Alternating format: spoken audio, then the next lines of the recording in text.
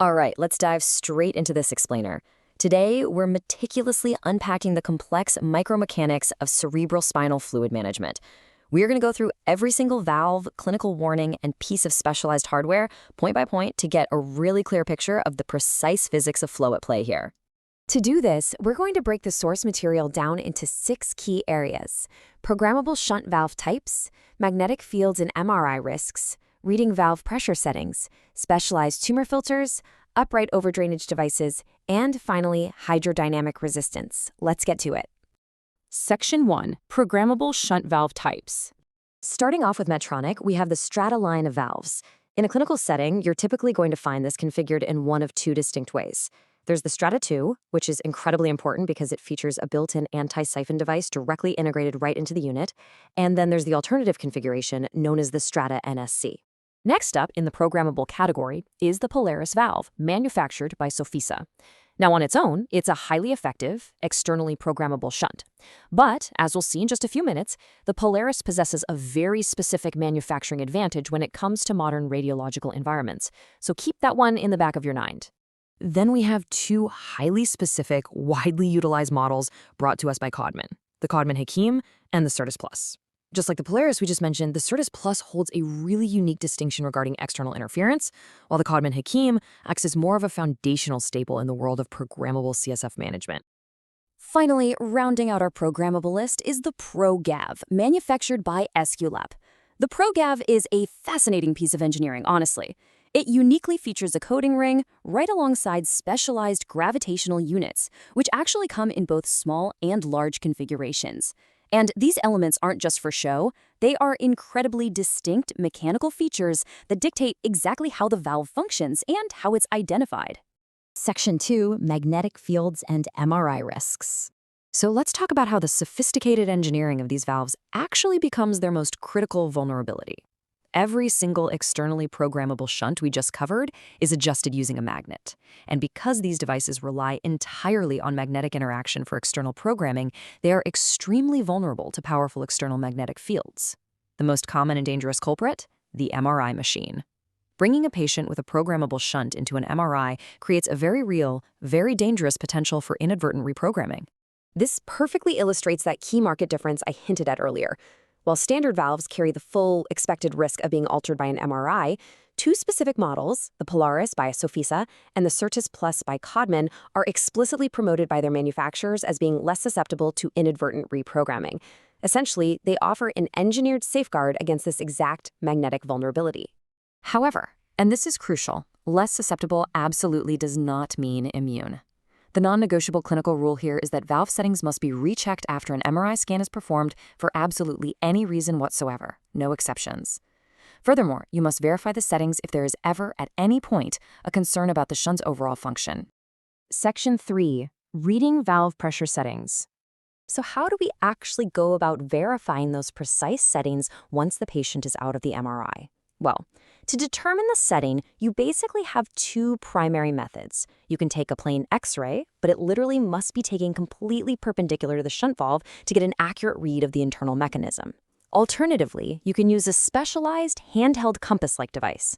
These compasses are completely specific to the brand and are provided directly by the manufacturer to the hospitals and clinics using their valves. Now, regardless of the brand, the mechanical law governing all these systems is essentially an inverse cascade. It's absolutely vital to conceptualize this properly so you don't even have to reference the textbook. Here it is. Increasing the program number on the valve literally creates a higher valve opening pressure. Because the pressure required to open the valve is now higher, this strictly results in less cerebral spinal fluid being drained at any given CSF pressure. So higher number equals higher opening pressure, which equals less drainage. Make sense? Okay, so what are we actually looking for on those perpendicular X-rays? You're essentially hunting for specific metallic markers. For the ProGav, you look for that distinct coating ring and the gravitational units we discussed. For the Strata II, you're looking for the specific profile of the integrated anti-siphon device. Every single valve has a unique geometric signature that confirms its identity and its current setting. But what if the valve isn't programmable? For non-programmable options, you have to meticulously identify entirely different architectural components. The Hakim valve features a distinct pre-chamber designed for tapping, followed by a pump chamber. The Holter valve is identifiable by its Salmon-Bricken reservoir and a pump chamber that is radiolucent. The Medtronic Delta shows specific performance levels, ranging from 0.5 to 2.0. But here is a massive clinical warning for you. The appearance of all these components will drastically vary depending on the valve's rotation relative to the X-ray beam. Plus, standard reference drawings are practically never to scale, so you have to be really careful here. Section 4. Specialized tumor filters. Let's pivot away from the complex world of standard flow valves and look at highly specialized miscellaneous hardware, starting with a very specific intervention, the tumor filter. It is exactly what it sounds like. It's specifically engineered to prevent the peritoneal or vascular seeding of aggressive cancers that can actually metastasize and spread directly through the spinal cord fluid. The literature specifically notes 3 primary culprits for this: medulloblastomas, PNTs, and ependymomas. Interestingly enough, despite their seemingly vital purpose, tumor filters are actually rarely used. Why? Well, because the documented risk of true shunt metastasis appears to be surprisingly low in practice.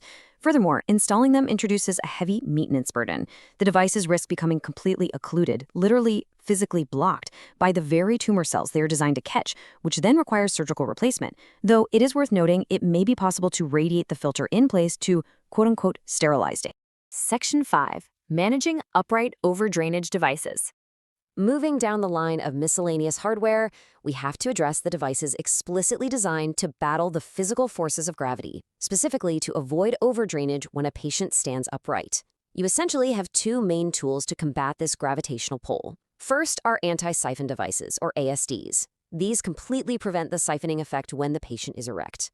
As we saw earlier with the Strata II, they can be integrated into the valve or added separately. But note this absolute rule. ASDs always mechanically increase the overall resistance of the shunt. Your second option is a horizontal vertical, or HV valve, like the Integra HV. This is a specialty device utilized primarily and specifically for lumbar peritoneal shunts to manage postural drainage shifts. Section 6. Hydrodynamic resistance and hardware. Finally, let's zoom out a bit and look at the exact mathematical impact that basic hardware has on the underlying physics of flow. Even the simple tubing plays a massive role in hydrodynamic resistance. We aren't just guessing here. There's a baseline calculation. If you take a standard distal catheter, specifically one that is 90 centimeters long with a 1.2 millimeter inner diameter, the hydrodynamic resistance of most shunts will automatically increase by 2 to 2.5 millimeters of mercury per milliliter per minute. So just by existing, the standard physical tubing introduces significant, measurable resistance into the fluid dynamics of the patient's entire system. As we've seen throughout this explainer, every single piece of hardware solves one specific problem, while inevitably introducing another, right? Anti-siphons stop overdrainage, but they increase baseline resistance. Programmable valves allow for exact pressure adjustments, but they open the door to inadvertent MRI reprogramming. It really leaves us to ponder a vital question. As medical technology advances, how do we perfectly balance complex, precise mechanical flow control with the chaotic realities of an MRI-heavy modern medical world? Keep that in mind the next time you look at a shunt schematic. Thanks for joining me on this deep dive.